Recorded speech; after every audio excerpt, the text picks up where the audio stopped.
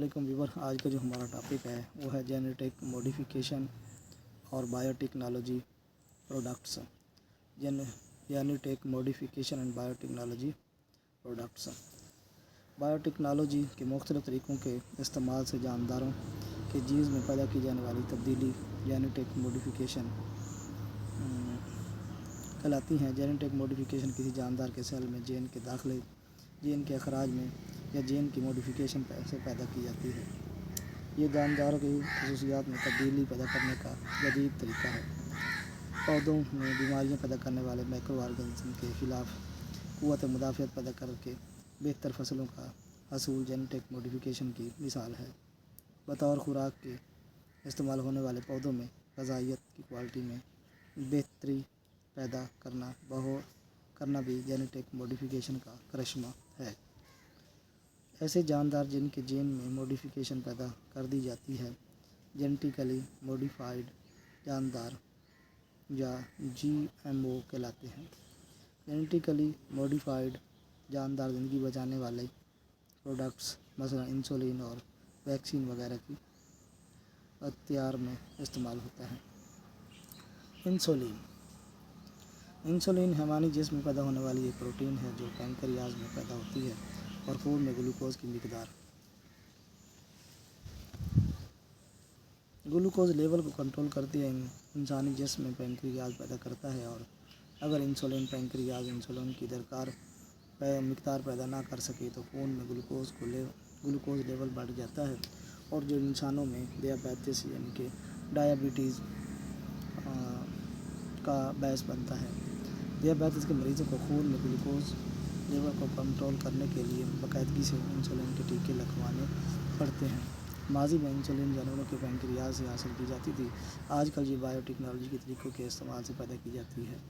साइंसदान इंसानी इंसुलिन पैदा करने वाला जीन बैक्टीरिया में दाखिल करके उन्हें जेनेटिकली मॉडिफाई करते हैं।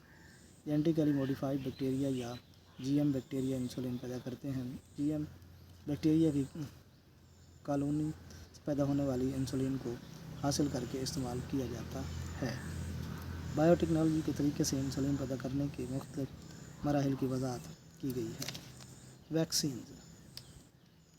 वैक्सीन ऐसे मादे होते हैं जो कमज़ोर या मुर्दा जरासीम पर मुश्तमिल होते हैं और जिसमें बीमारी के ख़िलाफ़ इम्यूनिटी यानी मुदाफ़ियत पैदा करने के लिए इस्तेमाल की जाती हैं। जब किसी बीमारी की वैक्सीन इंसानी जिस्म में दाखिल कर दी जाती है तो जिस्म में मौजूद खून के सेल उसे बीमारी पैदा करने वाले हकीकी जरासीम के तौर पर लेते हैं और उनके ख़िलाफ़ एंटीबॉडीज़ यानी बीमारी के ख़िलाफ़ मज़ामती मादे पैदा कर देते हैं।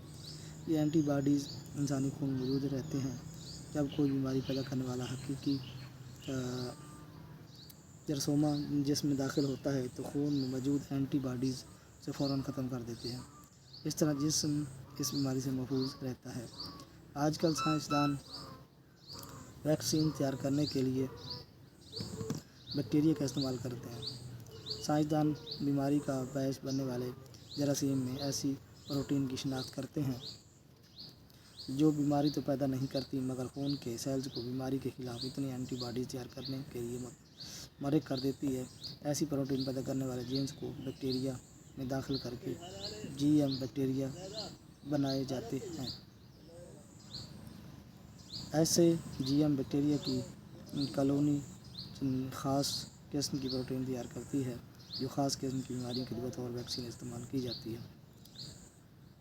जब ये प्रोटीन वैक्सीन इंसानी जिस्म में दाखिल की जाती है तो जिस्म में खून की सेल्स एंटीबॉडीज़ पैदा कर देते हैं।